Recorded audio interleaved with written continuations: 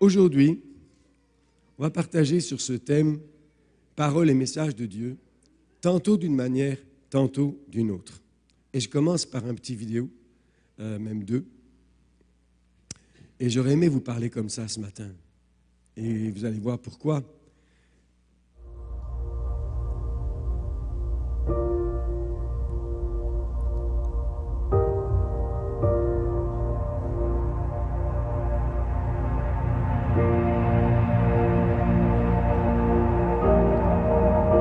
Donc, c'est le contact visuel. On demande aux gens dans la rue de s'asseoir un en face de l'autre. Et pendant 1 minute, on se parle en silence. On se parle sans parole. C'est pour ça qu'avec ma voix, j'aurais aimé vous parler comme ça. Mais il aurait fallu que je passe 1 minute face à face avec chacun. Et ça, je ne sais pas encore le faire. Mais Dieu lui-même dit, le Seigneur ton Dieu est tellement amoureux de toi, il gardera le silence dans son amour. Vous avez déjà vu, peut-être expérimenté, je vous le souhaite, un moment avec votre amoureux, votre amoureuse, ou avec une connexion forte, et puis vous regardez la personne et d'un coup, il y a des émotions qui arrivent.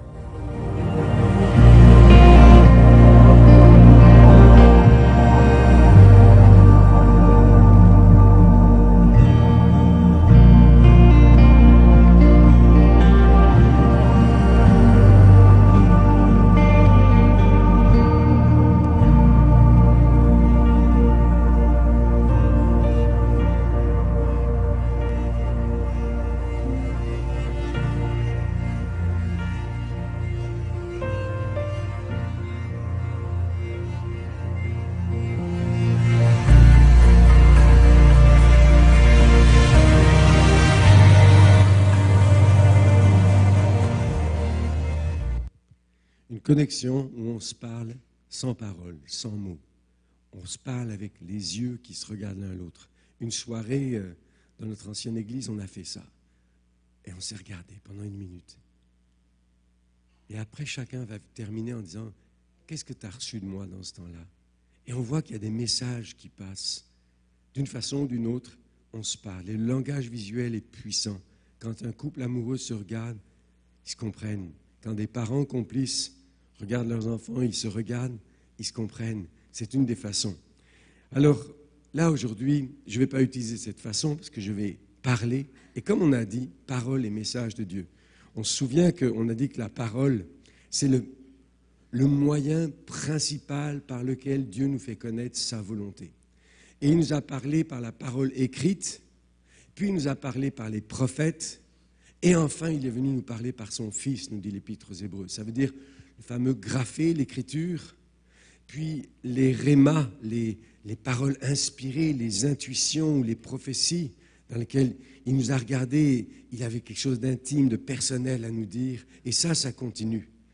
Mais le sommet de son expression, de ce qu'il voulait nous dire, c'est venu par Jésus-Christ. Ça, c'est la parole qui est venue. Toutefois, nous, on a quand même de temps en temps des petits soucis avec la façon dont on va recevoir la parole. Parfois, on aimerait que Dieu nous parle de notre façon. On aimerait lui dire, Seigneur, je sais que tu sais tout, mais il y a peut-être quelque chose que tu ne sais pas. Voilà la façon dont j'aimerais que tu me parles. Et c'est pour ça qu'il est dit, qui a cru à notre prédication? Parce que parfois, on a une idée préconçue de la façon dont Dieu devrait nous parler. On va se dire, est-ce qu'il peut venir quelque chose de bon de Nazareth? Dieu peut-il parler par un Samaritain, par un occupant, un centurion romain, un officier romain? Dieu peut parler? Est-ce que Dieu peut parler par une femme en ce temps-là? Pire que ça, par une femme prostituée dans Josué 2. Est-ce que Dieu peut utiliser une prostituée pour son plan? Par des enfants, comme Psaume 8, par la bouche des enfants. Moi, je viens d'une région où il y avait les petits prophètes des Cévennes, comme on les appelait, au XVIIIe siècle, des enfants de 3 ans qui prophétisaient en français parfait, alors que normalement, ils parlaient toujours le patois, l'occitan. Mais là, quand ils étaient saisis, ils donnaient des prophéties incroyablement parfaites. Dieu peut-il parler par les enfants? Il peut même parler par des ânesses, Balaam, c'est spécial. Est-ce que Dieu peut parler par un prophète qui a épousé une prostituée, comme Osée, par Ésaïe qui s'est baladé les fesses découvertes pendant 3 ans et sans chaussures, quand même, Isaïe, couvre-toi. Hein? Un petit cul blanc, là, devant nous, pendant 3 ans, et ça se dit un prophète, ça? Ésaïe 20, vous lisez, vous allez voir, votre Bible, elle a trouvé des nouveaux mots ce matin. Des mots que vous avez lus 50 fois, mais vous n'avez jamais vus. Et oui, Ésaïe s'est baladé pendant 3 ans en prophétisant, les fesses découvertes et pieds nus. Est-ce que Dieu peut parler de cette façon-là? Alors, ne vous inquiétez pas, on ne s'en va pas là. Hein. Est-ce que Dieu peut parler par un prophète qui mange que des sauterelles, du miel et qui a attrapé un animal pour lui piquer sa peau et s'habiller comme ça, un sauvage appelé Jean-Baptiste? C'est quand même bizarre, toutes ces choses-là. Alors, nous, on a de temps en temps des idées sur la façon dont Dieu devrait nous parler. Et c'est pour ça qu'il était dit, Dieu parle, tantôt d'une manière, tantôt d'une autre, et l'on n'y prend point garde. Et la raison pour laquelle on n'y prend pas garde, c'est parce que si le Seigneur ne parle pas selon mon attente, mon schéma à moi, pas sûr que de cette façon-là, je veuille le recevoir. Alors ce matin, on va essayer de regarder différentes façons dont Dieu nous parle, nous adresse ses messages, et pourquoi pas essayer de s'ouvrir à quelque chose d'autre, notamment le World Café, une façon dont Dieu peut nous parler, et tellement d'autres façons dont Dieu peut nous parler. Alors, dans le texte de Job, quand il est dit « Dieu parle tantôt d'une manière, tantôt d'une autre », il va détailler ça. Il va dire « en songe, dans des visions nocturnes, lorsqu'un profond sommeil s'empare des hommes, ou alors quand Dieu met son sceau sur la correction qu'il leur inflige. » Et encore, il continue, « s'il se trouve pour lui un ange », c'est toujours le même chapitre, la pensée continue, un ange intercesseur qui va annoncer à l'homme la voie qu'il doit suivre. Donc Dieu parle tantôt d'une manière, tantôt d'une autre. Il parle par sa parole, comme il vient de le dire, mais il parle par des épiphanies, c'est-à-dire des apparitions surnaturelles d'anges ou de lui-même. Il parle par des songes, et il parle par une correction qui fait un petit peu mal. C'est ce que Job vient de nous dire ici. Voilà différents moyens par lesquels Dieu peut nous parler. Dieu parle par tous ces moyens-là. Alors, on lit par des anges. Un ange va venir lui dire la voix du Seigneur. Je ne sais pas si vous avez déjà vu, si quelqu'un ici a déjà vu un ange. Moi, je n'ai jamais vu un ange. Je vous souhaite de voir un ange. C'est une des façons dont Dieu peut nous parler aussi. Et je suis très content que ce soit Billy Graham qui écrit un livre, Les anges, agents secrets de Dieu, parce que le monsieur, il est sérieux, tu comprends? Ce n'est pas une majorette qui s'envole à tout vent spirituel qui passe en disant « Alléluia !» Non, c'est Billy Graham, c'est très fondé, tu comprends? Et lui, fondé, il vient nous dire que la Bible nous dit que les anges sont des messagers. Donc leur mission, c'est de nous amener un message, une parole de la part de Dieu. Ils sont créés pour ça. Hébreux 1, 14 nous le dit. Ils sont créés pour nous apporter une aide, un message de la part de Dieu à nous qui devons hériter le salut. Plus de 300 mentions d'anges dans la Bible. Moi, je n'ai jamais vu d'ange. Ça m'est arrivé. Mon petit garçon, Jérémie, et vous voyez comment on est, comment je suis. Quand il avait 5 ans, Jérémie m'a dit, « Papa, alors que j'avais peur dans cette situation, il y a un monsieur très gentil qui s'est approché de moi, il m'a tranquillisé là, il m'a parlé de Jésus et il est parti. » Et j'ai voulu essayer de comprendre si c'était un ange, il se pourrait, mais quand même, c'est la parole d'un enfant. Hein. Et un enfant, c'est pas crédible, n'est-ce pas? Donc on va aller chercher ailleurs. Il n'y a personne qui se révolte quand je dis un enfant n'est pas crédible. Ben, tu vois, Liliane, je me serais attendu que là, tu me jettes une tomate.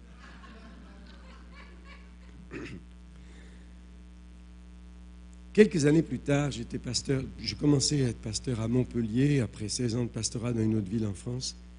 Et là, on avait un petit groupe de musulmans qui venaient de se convertir, de trouver Jésus. Et je commence, c'était peut-être mon 2e dimanche, et je commence à prêcher. Et l'un d'entre eux, il vient me voir après, se lève, il me dit, « Philippe, tu les as vus? » J'ai vu quoi?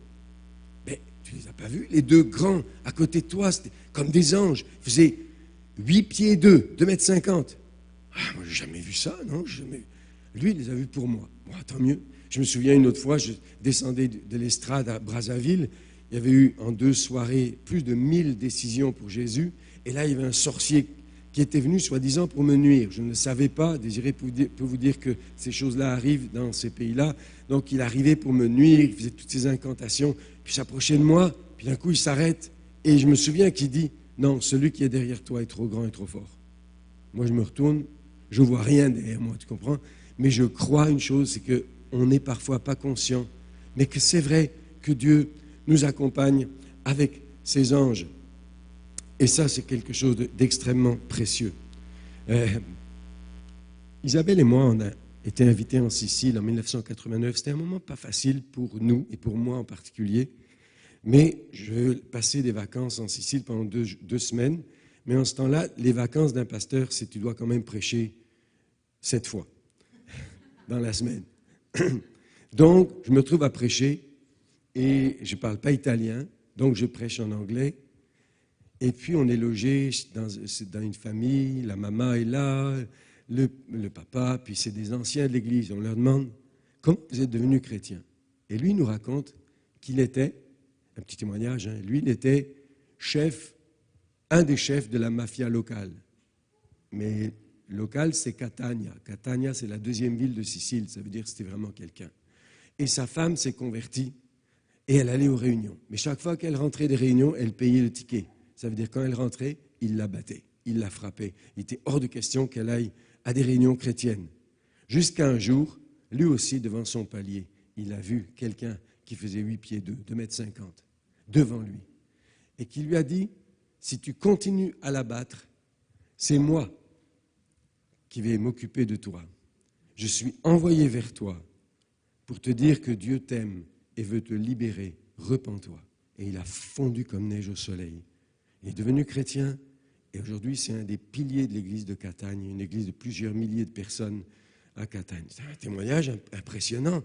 Dieu peut nous parler par des anges, comme il était dit ici, mais Dieu peut nous parler aussi par des songes, des rêves. Avez-vous eu beaucoup de songes et de rêves où Dieu peut vous parler? Moi, j'en ai pas eu beaucoup non plus. Vous allez dire, ben, le gars, il prend la parole, mais il n'a rien vécu. Ben, c'est vrai. Il y a plein d'endroits où je n'ai pas vécu des choses.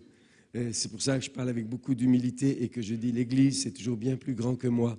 Parce que mon petit peu ajouté à ton petit peu, ajouté peut-être à ton beaucoup, ça fait la beauté de l'Église. Mais il y a une profusion de rêves inspirés de Dieu dans l'Écriture. C'est tellement présent d'Ancien Testament, Nouveau Testament. Alors qu'on va parler de Noël, le récit de Noël est bourré de songes à ce moment-là. Nous, ça nous est arrivé que 2 fois avec Isabelle, faire on se souvient. 3? D'accord. Donc, moi, je me souviens de 2. Merci, ma chérie. Un, on était tout jeunes. Moi, j'avais 20 ans à ce moment-là. Et on avait terminé notre collège biblique. Et en pleine nuit, Isabelle se réveille. Puis, elle était vraiment comme saisie, anxieuse. C'est rare qu'elle soit dans cet état-là. Elle commence à peine à me parler. Je fonds en larmes. Puis moi, je ne suis pas une pleureuse. Je pleure très difficilement. J'aimerais des fois pleurer plus facilement, ça soulage à ce qui paraît, mais je ne me souviens plus comment ça soulage, tellement je ne pleure pas assez souvent. Mais là, j'ai fondu tout de suite en larmes et on s'est mis dans une intercession pour l'institution qu'on avait quittée. Il y avait vraiment un fardeau puissant. Je me souviens de ça. Puis deuxième fois, on venait d'accepter un pastorat dans une église pour la première fois de notre vie, dans une église qu'on n'avait pas fondée nous-mêmes, sur laquelle on n'avait pas donné l'orientation et la vision. Et une fois qu'on a dit oui, on est parti 4-5 jours pour se préparer. Et la même nuit, Isabelle et moi, on fait un songe. Le lendemain matin, on déjeunait. T'as bien dormi? Et toi? J'ai fait un rêve bizarre. Elle me dit, j'ai vu un gros serpent qui venait, puis il venait pour nous attaquer. Je dis, écoute, je passais ma nuit, moi, avec une horde de chiens autour de moi qui venaient pour aboyer. Ils voulaient absolument nous mordre. Et c'est très rare. Je raconte ça, mais c'est très rare chez nous. Je vous dis, j'en ai que 2 en 46 ans de mariage, où la même nuit, on avait ce songe-là qui venait nous toucher, nous avertir. Donc quand c'est arrivé, on s'est juste éloigné des chiens et puis on est passé à autre chose. Mais je crois réellement que c'est un des moyens dans lesquels Dieu peut nous parler, nous avertir, nous diriger, nous consoler. Ouvrons-nous, demandons au Seigneur. Et ça ne se passe pas à l'église, à moins que vous dormiez pendant mon message, ça se passe chez vous, et ça m'arrive parfois quand je vois quelqu'un dormir, dit Seigneur, donne-lui le même message en songe. Mais on est une église qui veut aspirer à ce que la parole de Dieu continue à venir. On veut s'ouvrir à ces moyens-là. Mon ami Jérémy Potin, qui était ici avec moi pendant quelques années, Jérémy est un jeune homme qui vient d'écrire ce livre, Parabole nocturne, merci. Et si vous lisez le livre de Jérémie, il est excellent. Mais je vais vous dire ce que j'ai dit à Jérémie, parce que c'est un ami, c'est comme un fils spirituel pour moi pendant des années. Les 2 tiers du livre sont vraiment excellents. Et le 3e, ne le lisez pas. Gardez ce qui est bon et le reste, pas la peine. À un moment donné, juste, il commence à... C'est vraiment très, très bon, très biblique, très fondé, très juste pour les 2 tiers du livre. Puis après, il arrive dans la partie où il commence à donner le symbolisme des objets. Si vous rêvez d'une maison, ça veut dire ça. Si vous... Oh, là, Jérémie, dommage, là, dommage, ton livre aurait été plus court et on l'aurait lu volontiers. Mais c'est un homme humble, c'est un homme de Dieu, c'est un homme qui apprend, c'est un homme qui progresse, quelqu'un en qui j'ai toute confiance, c'est quelqu'un à qui on peut dire ça et il garde son cœur grand ouvert pour apprendre et aller de l'avant. C'est un homme que Dieu utilise. Donc, ce n'est pas parce que je dis ça que je vous dirais de ne pas lire le livre de Jérémie. Il est excellent. C'est juste, vous vous arrêtez avant le 3e tiers, mais c'est vraiment excellent. Et moi, je crois à ça. Je crois à cette image, vous avez dû la voir sur Facebook, elle tourne pas mal. Les songes, donc il y a eu plus de 200 hommes musulmans à Gaza qui ont reçu Jésus parce qu'ils ont rêvé de Jésus la même nuit, gloire à Dieu. Pourquoi je crois cela? Nous étions en 1988 dans un camp, en été on faisait des camps, on rassemblait nos églises, on avait 1500 personnes, et là débarque un groupe d'Algériens. Et ils nous disent, on est tous de la même équipe de foot, de soccer, en Kabylie, et on a passé une nuit en train de dire, on est allé faire un camp d'entraînement, et on a fait une nuit à la Belle Étoile. Et pendant cette nuit, toute l'équipe a fait le même rêve, la même nuit. On a rêvé de qui était Jésus, on s'est donné à Jésus, comment on fait pour marcher avec lui. Et l'équipe était venue, ce n'était pas au complet, mais ils étaient 7 ou 8 à être venus en France pour découvrir ça. C'est là que j'ai découvert qu'il y a possibilité que des rêves se fassent en même temps. Et on le voit, c'est tellement abondant dans le monde arabe aujourd'hui que le Seigneur continue à se révéler. Alors, comme Job le dit, Dieu parle tantôt d'une manière, tantôt d'une autre, et on veut s'ouvrir à tout cela. Mais il y a aussi ce que C.S. Lewis appelait le mégaphone de Dieu. Comme Job le dit, Dieu parle tantôt d'une manière, tantôt d'une autre, par des songes nocturnes, par un ange qui va venir te ramener sur la voie, mais aussi, il met sa signature sur une correction. Alors, je ne sais pas si certains ici ont appris par la correction, mais C.S. Lewis, cet homme de Dieu, nous disait « Dieu murmure dans nos moments de joie, mais il tonne dans nos souffrances. La souffrance est son mégaphone pour réveiller un monde engourdi. » Et moi, je me rappelle, ce n'est pas la seule fois, mais je me rappelle, l'an 2000, le bug. Le Y2K n'a pas eu lieu comme on l'attendait, mais dans ma vie, oui, malheureusement, il est arrivé. Il y a plein de choses qui ont explosé dans la foi de mes enfants, dans des problèmes dans l'Église, de partout. Et je sentais que derrière tout ça, mon cœur qui commençait à être dur, arrogant, allait être brisé. Et je peux vous dire, ce qui m'est arrivé, ça m'a fait tellement mal que je m'en souviens, mon âme s'en souvient encore.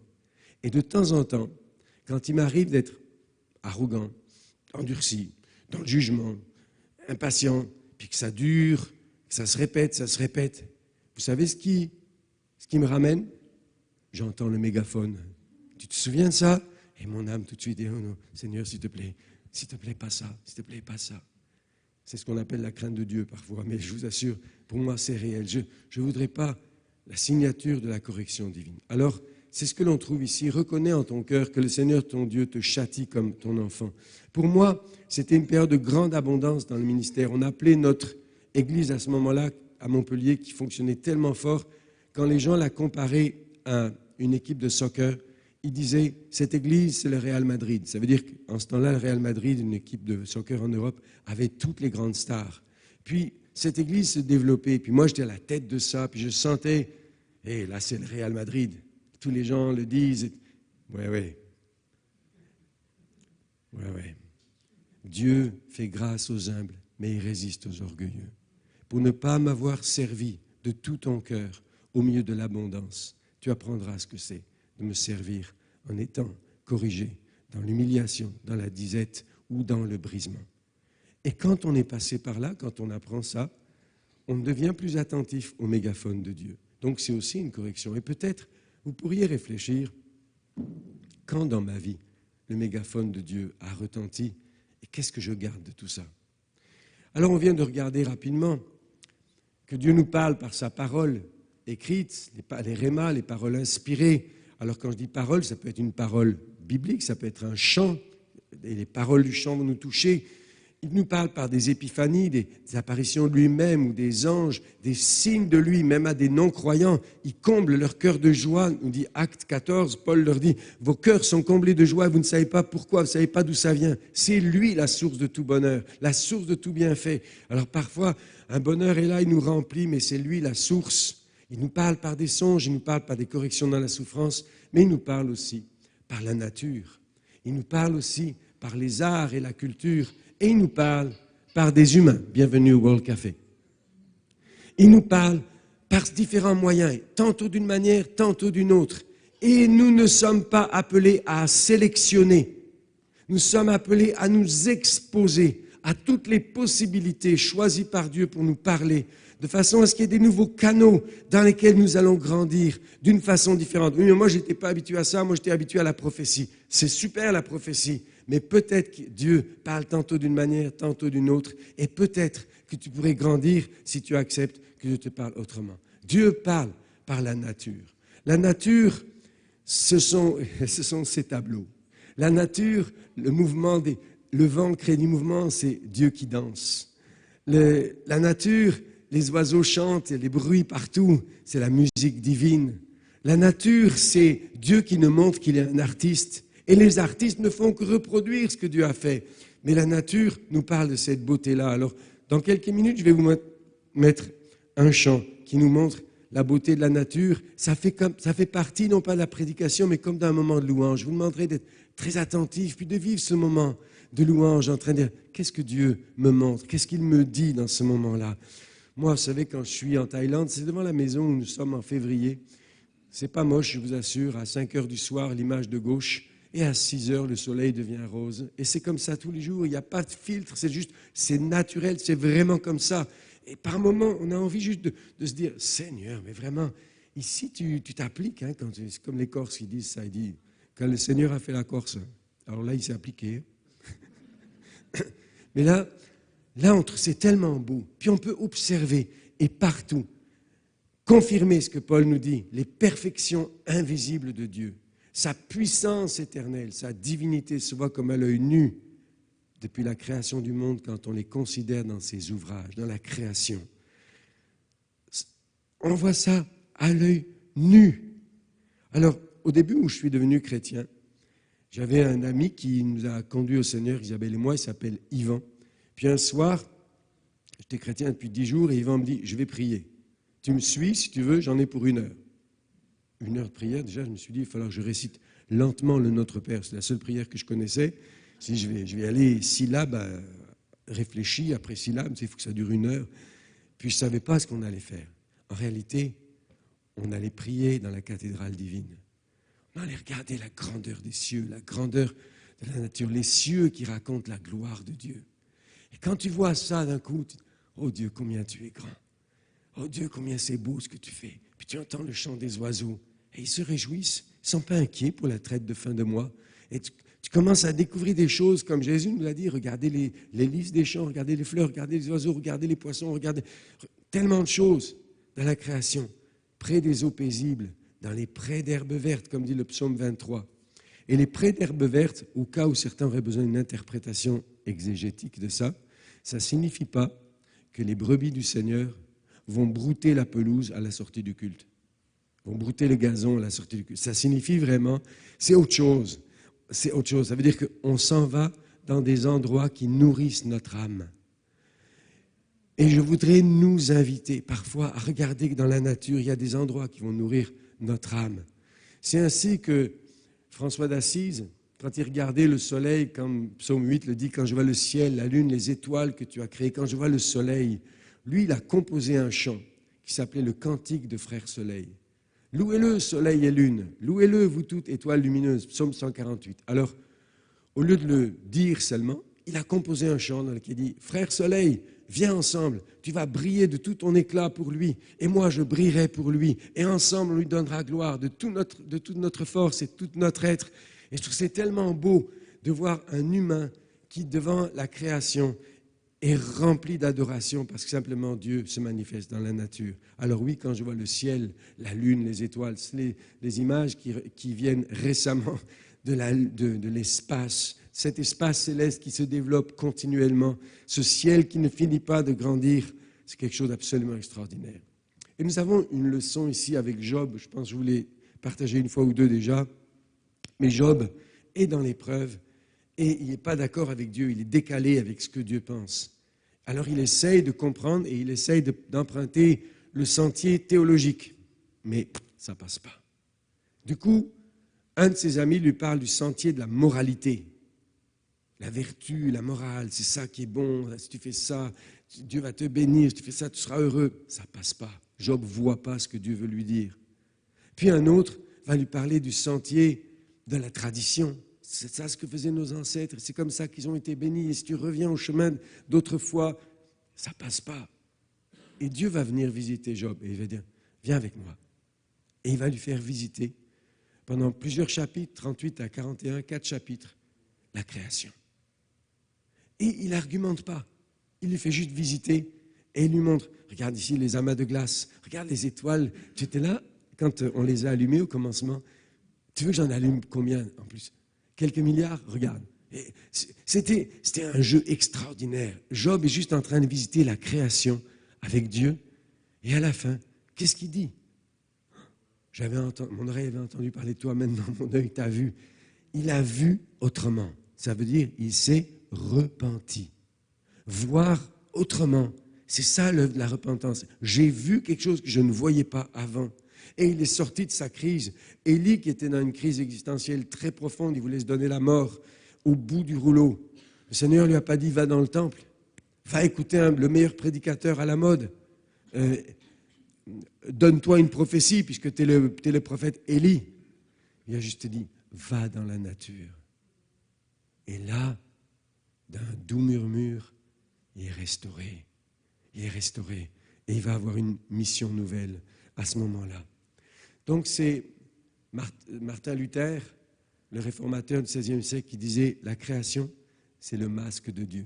Tu sais, c'est un papa qui vient voir ses enfants, puis il a juste mis un masque, et il dit, c'est qui? Et les enfants disent, ah ben je sais, c'est toi papa, je t'ai reconnu. Mais c'est ça, c'est le jeu. Et le Seigneur vient dans la création et met son masque et il dit, c'est qui?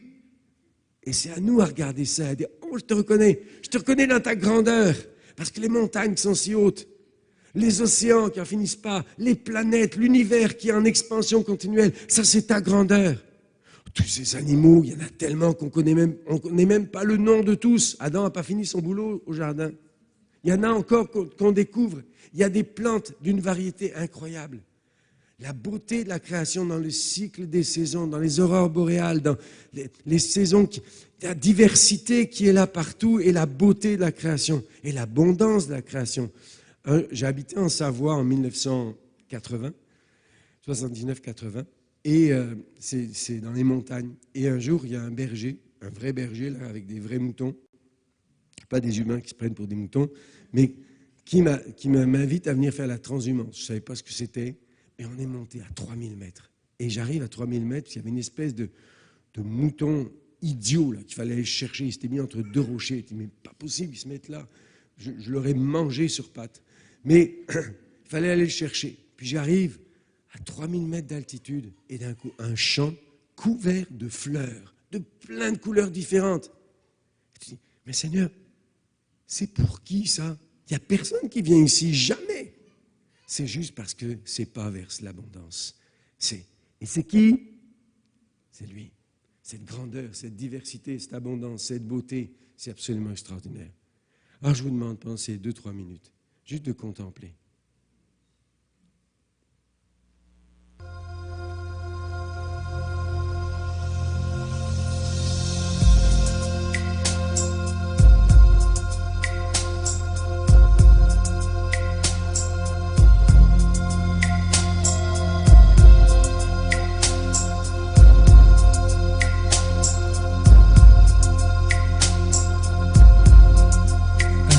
Felt the wind blow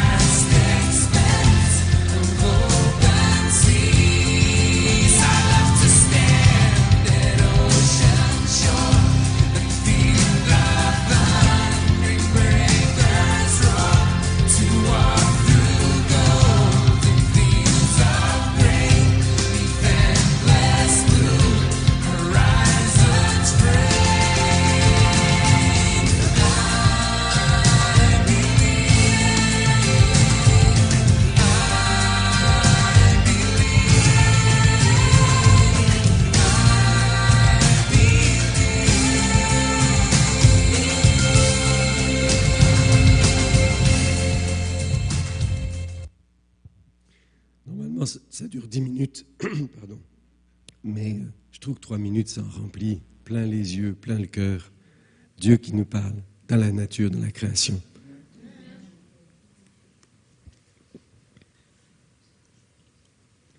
La culture et les arts. Dieu nous parle par la culture, par les arts. En fait, les artistes sont des, je ne vais pas dire imitateurs dans le sens d'un singe là, qui imite, mais sont des imitateurs comme des enfants qui aiment imiter leur père. Et ce sont des personnes qui reproduisent ce que lui a produit. Ils recréent ce que lui a créé. La culture, c'est quoi? C'est un écho du culte dans la cité. Si vous voulez savoir à qui une société rend un culte, vous observez la culture et vous remontez à la source du culte. Culture est toujours le fruit du culte. Quand une société sert Mammon, ça se voit. Quand une société sert Jésus, ça se voit. Et donc c'est l'apôtre Paul qui, dans Acte 17, visite la ville d'Athènes, qui est une ville artistique, de philosophes, une ville très sophistiquée comme Paris ou Montréal. Et pendant ces jours-là, il va observer la culture. Les sculptures qui sont là, les peintres, les poèmes, il discute avec les philosophes chaque jour. Il observe. Et qu'est-ce qu'il cherche? Il cherche à découvrir un point de contact, une similitude entre la parole de Dieu et la culture. Il y en a toujours. Il y en a toujours. Et quand il a découvert ce point de contact, de ramener à la parole. Et lui, c'est quoi le point de contact? C'est un poème qui s'appelle Phénoména. Ce poème commence par une invocation et une adoration à un dieu qui s'appelle Zeus, le dieu du tonnerre et de la guerre. Paul, dans quoi tu t'embarques? Mais Paul sait une chose, la culture est toujours l'écho du culte dans la vie de la cité. Alors, il n'a pas peur d'aller observer, il n'a pas peur de trouver le terrain commun, mais de pouvoir ramener la lumière de la parole au sein de cette situation et de cette culture. C'est comme venir laver cette culture, comme venir la racheter. Parce que l'art peut être rempli de la vérité, de l'inspiration divine. Ce n'est pas pour ou contre l'art. L'art, il est ce qu'il est. Mais au milieu de tout cela, nous sommes appelés, comme Paul ici, à aller visiter la culture et à voir qu'au milieu de cette culture-là, nous pouvons amener la parole de Dieu. Comme Gauguin l'a dit, l'art, c'est le moyen de monter vers Dieu en faisant comme notre maître divin créé. Vous savez, quand Dieu remplit les gens de l'esprit, ce n'est pas toujours pour qu'ils parlent en langue, pour qu'ils prophétisent, qu'ils soient des pasteurs, des évangélistes. Betsaléel, par exemple, était rempli de l'esprit pour créer toutes sortes d'ouvrages artistiques. C'est une des façons dont l'esprit se manifeste. Les artistes ne sont pas moins inspirés que des prophètes, ne sont pas moins inspirés que des pasteurs, que des évangélistes, que des porte-paroles de Dieu. Chacun dans son domaine, et les artistes peuvent l'être, eux, dans leur domaine. Betsaléel, rempli de l'esprit pour créer toutes sortes d'ouvrages artistiques, tellement précieux. Alors, le fait d'avoir connu Pierre Poulain a augmenté dans ma vie ma connaissance artistique, parce que j'étais vraiment, à part les peintres impressionnistes et quelques musiciens, j'étais vraiment ignare. Puis, je commençais à m'y intéresser un petit peu. Et j'ai partagé avec certains ici, au cours d'une série qui s'appelle Les Sentiers Sacrés, que j'ai voulu explorer ce sentier sacré des artistes. Et pour ça, ça a commencé pour moi avec l'interpellation de ce qui est arrivé à ce monsieur qui s'appelait le comte de Zinzendorf. Combien connaissent le comte de Zinzendorf? Vous avez déjeuné avec lui la semaine passée? Parfait. Alors, le comte de Zinzendorf est en Allemagne et il voit arriver des réfugiés qui sont sortis de Moravie, un pays d'Europe de l'Est, parce qu'ils sont persécutés pour avoir ouvert la Bible, les Écritures, et un certain Jean Hus est avec eux, qui a été, avant ça, qui a été persécuté, qui a été brûlé, puis il y a ses descendants qui sont là Et eux ont bougé de Moravie jusqu'en Allemagne. Et ils arrivent sur le champ de ce monsieur, le comte de Zinzendorf, un noble, il a des terres. Et il voit un matin plein de réfugiés sur ces terres. Et il va les accueillir et ils ont fondé là un village qui s'appelle Herrnhut, ce qui veut dire le village du Seigneur. Et de ce village, 100 ans de prière ont jailli. 100 ans de prière, des relais de prière sans aucune seconde d'interruption. Les gens priaient et il y avait toujours 2 personnes en prière. Et c'est la raison pour laquelle il y avait une telle ferveur pour les choses de Dieu. Des gens se levaient, partaient en mission. Et la mission mondiale a doublé dans ce temps-là avec ces personnes-là, les Moraves. En 1 siècle, la mission mondiale a doublé. Il y a eu autant de gens sauvés sur la terre en 1 siècle avec les Moraves qu'il y en avait eu pendant 17 siècles. Et ça venait d'où, ça? Qu'est-ce qui s'est passé pour M. Zinzendorf? Pourquoi ce riche monsieur a mis ses terres et tout son projet au service de ces personnes-là? Il visitait un musée. Ça a commencé comme ça, il visitait un musée. Et arrivé devant ce tableau de Lecce Homo, voici l'homme, la parole que Pilate dit de Jésus au moment où il va le crucifier. Dessous, il y a ce petit texte. Ceci, je l'ai fait pour toi. Et toi, qu'as-tu fait pour moi? Et Zinzendorf s'effondre en larmes. Et là, il voit sa vie égocentrique et il décide de se donner totalement au Seigneur et montre-moi ce que je peux faire pour être utile pour ton royaume. C'est vrai, qu'est-ce que j'ai fait pour toi après tout ce que tu as fait pour moi? Puis j'ai dit, waouh, juste une image comme ça. Tu sais, moi, je suis un chrétien évangélique. Ça veut dire, dès le départ, quand j'avais 17 ans et demi, que je suis devenu chrétien, on m'a dit, il ne faut pas adorer Dieu avec des images, hein. C'est de l'idolâtrie. Donc pour moi, je dis, waouh, lui, il s'est converti, consacré à Dieu avec une image. Donc j'étais un petit peu frileux, mais j'ai continué à explorer. Henry Nouwen est un prêtre et théologien qui a enseigné dans les universités les plus prestigieuses aux États-Unis, Yale, Harvard et d'autres. Et lui, visitant un ami qui avait ce fameux tableau de Rembrandt, était épuisé dans un moment de son ministère où il est en miettes, il est sec. Dieu ne lui parle plus, il ne fait qu'enseigner, mais lui, son cœur est tout sec. Et là, en regardant ce tableau, il vit quelque chose d'étonnant. Et il écrit ceci, c'est plus que beau. Cela me donne envie de rire et de pleurer en même temps. Je ne peux vous dire ce que je ressens, mais ça me touche profondément. Bon, moi, je regarde le tableau, je dis pas mal, peut mieux faire. Tu vois d'où je viens? Et après, il va passer une semaine entière à regarder ce tableau avec différentes heures de la journée et le tableau qui brille sur le fils plus jeune, sur le père, sur le fils aîné, sur les serviteurs, et à chaque fois, le soleil qui vient dessus lui apprend jour après jour à explorer si j'étais dans le rôle de... Et là, lui, il va vivre quelque chose d'étonnant. Il va écrire ceci, « L'étreinte de Rembrandt est restée sur mon âme, plus profondément que tout support émotionnel.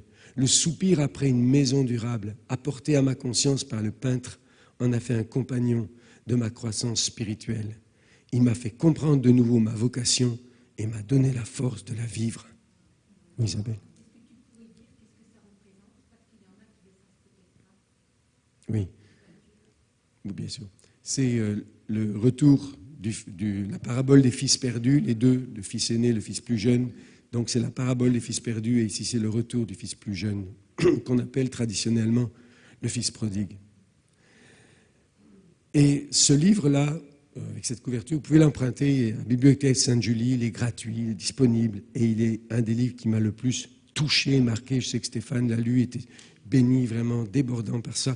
Mais quand même, moi au début, quand j'ai lu Henry Nouwen, je dis non mais, il ne faut pas te mettre dans un état pareil, hein. Non mais c'est vrai, sa vocation est renouvelée juste parce que tu regardes un tableau. Oui, joli le tableau, mais bon, il n'y a pas de quoi. Vous voyez comment j'étais pas ouvert. Dieu parle tantôt d'une manière, tantôt d'une autre, mais nous n'y prenons pas garde. Et j'avais besoin que une nouvelle voie s'ouvre dedans de mon cœur, mon esprit, mon cerveau, pour recevoir la parole de Dieu. Alors j'ai fait du chemin. Alain, qui est ici, m'a prêté pendant 2 ans le livre Rembrandt et la Bible. Et tous les mardis, mon temps de prière, j'ai un temps de prière chaque jour, mais le mardi, je prenais 3 tableaux de Rembrandt. Chaque fois, c'était 3 tableaux différents. Et je me mettais à la place de chacun des personnages. Je voyais ce qu'ils ressentaient. Je lisais les commentaires sur les tableaux. 1/4 d'heure par tableau. et ça faisait mon temps de prière du mardi. Et pendant 2 ans, et merci beaucoup Alain, ça m'a vraiment ouvert, parce qu'au départ, je ressemblais un peu à cette fille-là quand je regardais ça. Moi, quand je lisais Ézéchiel, j'étais vraiment, ça c'est une de mes photos quand j'étais plus jeune. Non, c'est pas vrai. Mais vraiment complètement étonné par... Vous savez, Ézéchiel, il voit une espèce de char avec 4 têtes, des têtes, il y a un bœuf, il y a un homme, il y a un aigle. Tu as envie de dire, t'en as fumé de la grave, toi, pour en arriver là. Mais c'était juste que ce n'était pas ouvert chez moi, ce langage-là, cette vision-là. Et j'ai demandé au Seigneur de me parler dans les arts. Et quand j'ai commencé à regarder la cité de Dieu dans l'Apocalypse, et que vous voyez la sono qui est là, avec les tonnerres, les spots s'appellent des éclairs, que vous voyez les couleurs qui sont là, avec toutes les pierres précieuses, et les vieillards qui sont habillés tout de blanc, les 24 anciens tout de blanc, parce que le blanc, ça met en relief toutes les couleurs des pierres précieuses. Et pour augmenter l'effet sonore et l'effet visuel, ils ont mis une mer de verre et de cristal juste devant le grand trône. Alors ça veut dire qu'il y a une réverbération incroyable. Tu as l'impression qu'il y a encore plus de lumière parce que c'est réfléchi dans la mer de cristal. Et quand je voyais ça, je dis waouh, combien c'est beau. Je comprends le soin que les architectes des églises gothiques et autres romanes ont eu pour des églises qui n'étaient pas juste des petites boîtes carrées dans une zone industrielle. On voulait vraiment quelque chose qui allait comme être une représentation de l'excellence de Dieu. Alors, j'aime fréquenter des gens excellents. J'aime quand on pourrait éveiller en nous un sens artistique. Parce que l'incarnation, c'est Dieu qui est venu nous donner la plus belle image de lui-même. Christ, Jésus, est l'image de Dieu. Et en sachant cela, Dieu s'est rendu visible. Dieu a voulu nous donner une image de qui il est. Il s'est incarné en Jésus parce qu'il sait que dans notre cerveau, 1/3 du cerveau est consacré au processus visuel. Ça en prend de la place. Mais on a besoin de voir. La vue exerce chez nous quelque chose de très puissant chez les êtres humains. C'est pour ça quand Pierre m'envoie ce genre d'image, c'est pas pour ici, mais je me dis, tiens, dire que notre sous-sol pourrait ressembler à ça. Que notre sous-sol pourrait accueillir, pourquoi pas, une expo de peinture. Et qu'une église, ce n'est pas juste un endroit où on chante Alléluia, mais on révèle la sagesse infiniment variée de Dieu par des artistes inspirés. Que ce soit des peintures, des sculpteurs et toutes sortes de possibilités à envisager, parce que Dieu parle tantôt d'une façon, tantôt d'une autre. Et la prédication rejoindra certains, mais ces expos de peinture vont rejoindre d'autres. Et pourquoi pas aussi Solène bientôt qui organiserait une soirée de prière avec cet exemple à Londres, où chacun arrive à 3 feuilles de papier et on dit, par des symboles simples, des traits basiques, dessinez ce que représente Dieu pour vous. Il vaut mieux que ce soit basique pour quelqu'un comme moi, parce que moi, quand je dessine, on croit que c'est un enfant, mais il est en dessous de 3 ans, là, tu sais. Donc, dessinez ce que représente Dieu pour vous. Sur une autre feuille, dessinez ce que vous souhaitez pour votre relation avec Dieu. Et enfin, sur une autre feuille, dessinez ce qui fait obstacle à votre relation avec Dieu. Puis, priez. Et juste là-dessus, tu as 20 minutes de prière créative, juste parce que simplement, on a pris le temps d'accepter que Dieu parle tantôt d'une façon, tantôt d'une autre. On n'est pas toujours obligé d'avoir nos 4 chants. On pourrait le faire de cette façon-là et trouver quelque chose qui viendrait nous inspirer. Et enfin, je termine avec ceci. Dieu nous parle par des humains. Et là, parfois, on dit, ça c'est moins bon, ça. Pourtant, que la parole de Christ habite parmi vous dans toute sa richesse. Instruisez-vous, exhortez-vous les uns les autres en toute sagesse, par des psaumes, des hymnes, des cantiques spirituels, chantant à Dieu dans vos cœurs. Exhortez-vous mutuellement aussi longtemps qu'on peut dire aujourd'hui, nous dit l'Épître aux Hébreux. Le Seigneur attend ça de son Église. C'est comme ça que Dietrich Bonhoeffer, un revivaliste allemand, a écrit « Dieu a voulu que nous cherchions et trouvions la parole vivante de Dieu dans le témoignage des autres chrétiens, dans la bouche des êtres humains. Ainsi, pour finir sa citation, ainsi les chrétiens ont besoin d'autres chrétiens qui parlent la parole de Dieu pour eux.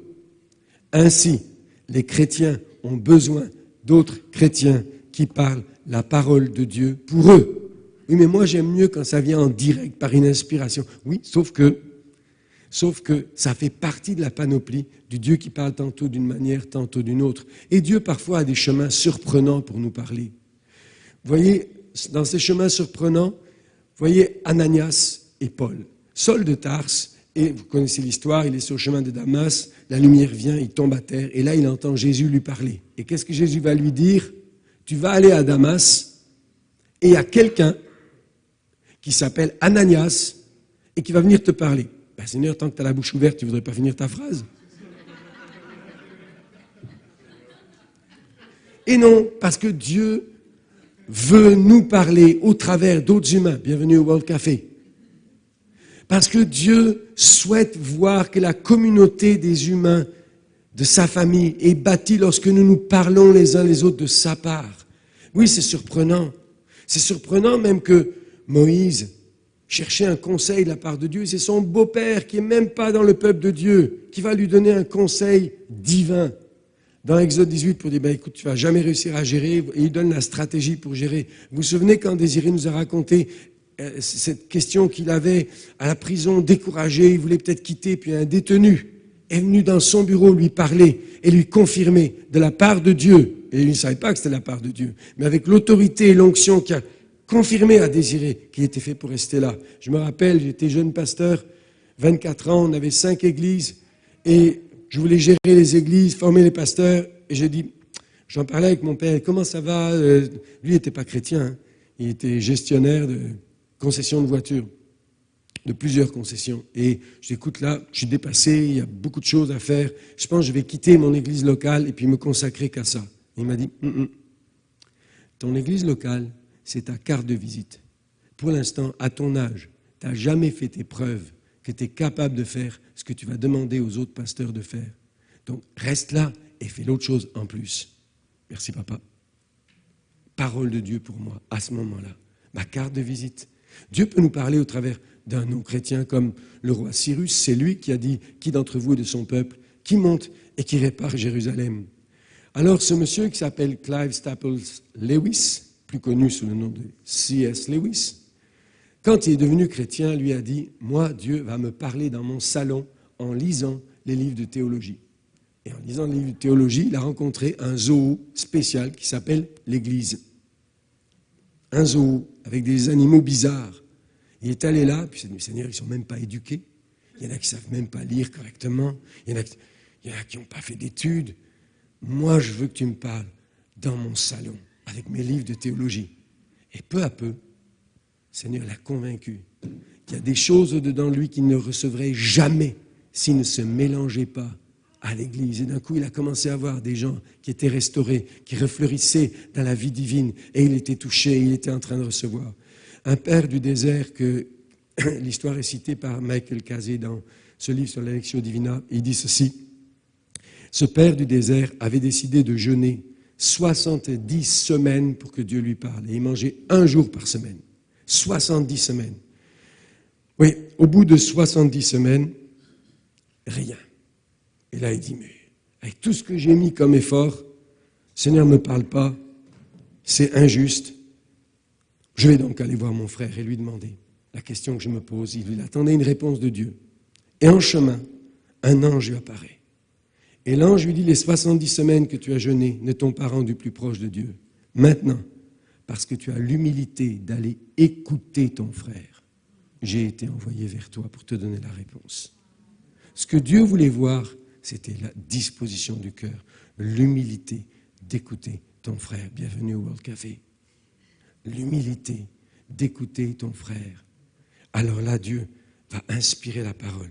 Et comme ce moine, beaucoup considèrent aujourd'hui que les paroles d'un frère sont secondaires par rapport à une révélation prophétique ou surnaturelle. C'était le cas de ce monsieur Naaman, le chef de l'armée de Syrie, qui lui disait « Je suis malade.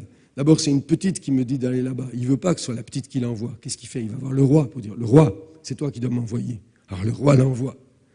Et il arrive là-bas et puis Élisée, le prophète, la star spirituelle, ne vient même pas le rencontrer. Il dit « Mais il ne sait pas qui je suis. Mais moi, j'attendais que le prophète sorte lui-même, qu'il vienne poser sa main sur ma partie malade. Au lieu de ça, il me dit « Va te jeter dans l'eau de ce Jourdain boueux. » Et il était furieux.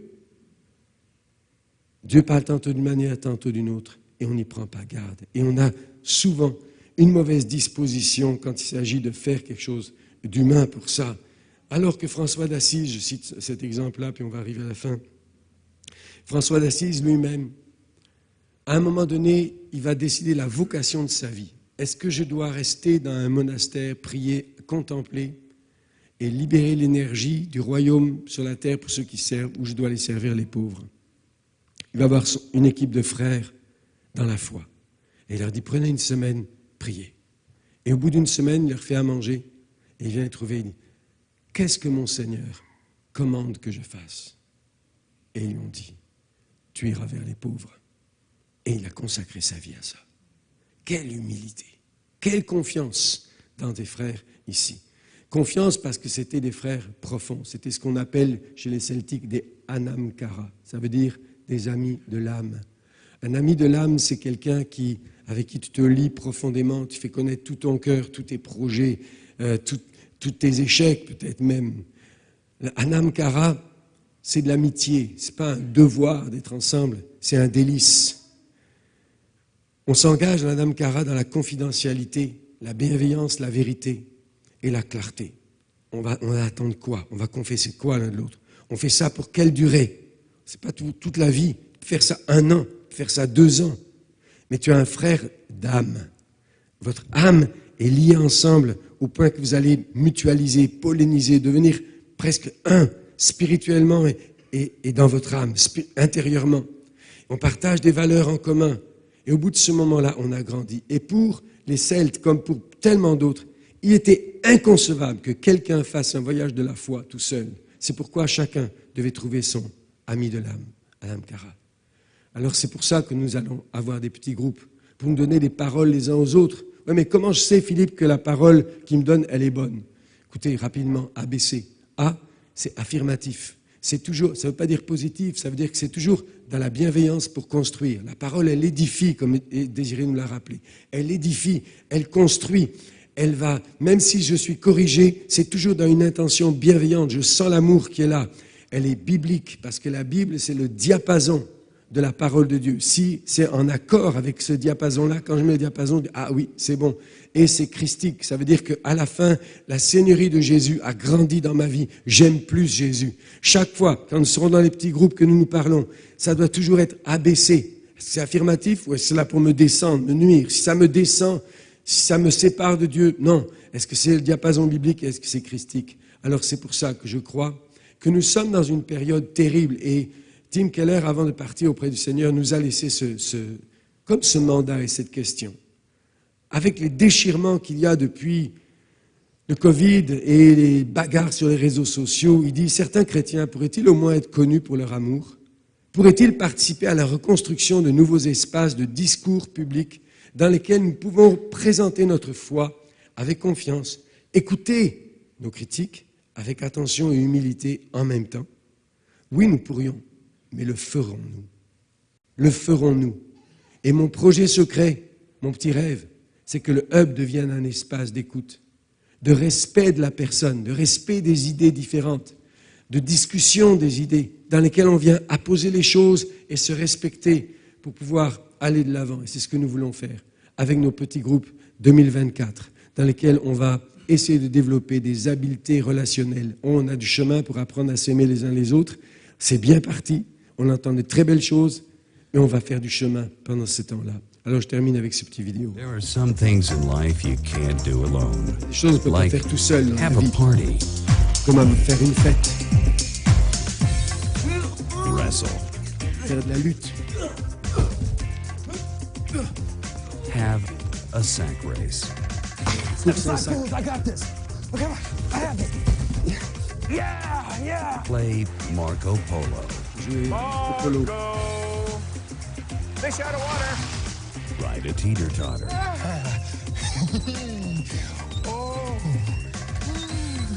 get engaged, danser, Will you marry me? move a heavy, awkward piece of furniture, bouger une pièce de meuble, or water ski. faire du ski nautique tout seul. Some things should not be attempted Les choses ne devraient pas être tentées tout seul. without the help of others. Your spiritual journey is one of them. When it comes to that, we're definitely better together. Au sujet de la parole de Dieu, nous sommes meilleurs quand nous sommes ensemble. C'est pourquoi nous allons commencer nos petits groupes. Et aujourd'hui, à la fin de cette célébration, Caroline sera à l'entrée et vous allez être invités à envisager de vous inscrire dans les petits groupes. Ce n'est pas votre dernière chance pour le faire. Vous pouvez y réfléchir, vous pouvez le faire aujourd'hui, vous pouvez le faire la semaine prochaine, le 7 janvier de nouveau. Mais nous voulons voir que Dieu qui parle tantôt d'une manière, tantôt d'une autre, va aussi nous parler les uns par les autres, tantôt d'une manière, tantôt d'une autre, par la nature, par la culture, les arts et par ce petit groupe-là. Alors je voudrais prier pour terminer.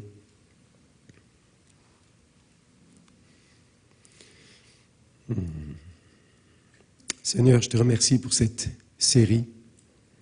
Depuis tout cet automne, pour les Lectio Divina, pour tous les messages extraordinaires que tu nous as donnés, pour les orateurs extraordinaires, pour les deux Stéphane, pour Désiré, pour Pierre et Paul, pour Sandrine, qui est tellement pédagogique, pour David, tellement original, pour l'enthousiasme de Solène et tous les messages que tu nous as adressés ici et dans d'autres rencontres, pour nous rendre réceptifs à toi. Seigneur, je te prie pour que au web nous soyons tellement ouverts et enrichis. Je prie que tu envoies des songes, je prie que tu envoies même des anges. Je prie pour que tu nous équipes aussi pour nous parler les uns aux autres la parole de Dieu. Dans l'humilité, nous nous réjouissons de ce que tu vas encore construire cette communauté. À toi toute la gloire, Seigneur. Amen.